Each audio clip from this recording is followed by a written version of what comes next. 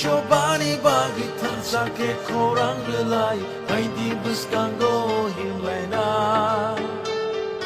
Lamani bushuno nori thangnai buskango tokshawi Hansani yapri no shongu Yachagi kora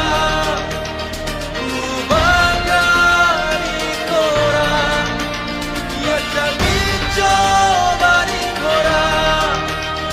Adi kusaroni kirima kora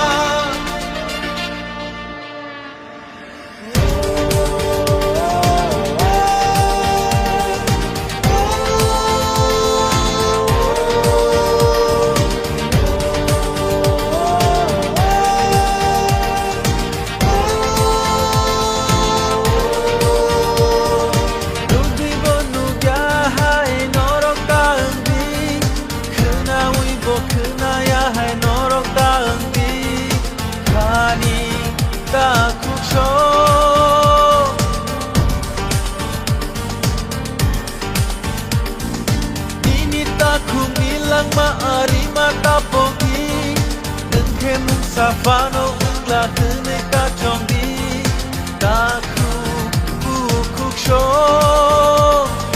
Kaisha susuk imang chini Abo no pai tak chini Abo coba jeng jotoni Diprasa bai tini Twikulayo chini kani Kaisha imang jeng jotoni Kereta tinggalé, jadi langsung manile. Kereta tinggalé,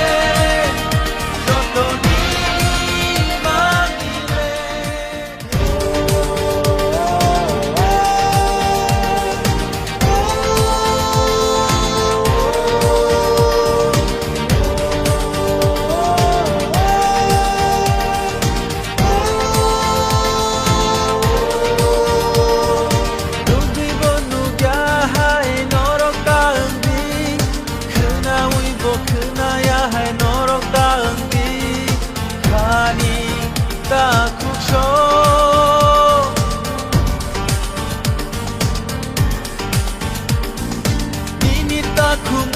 Maari mata pogi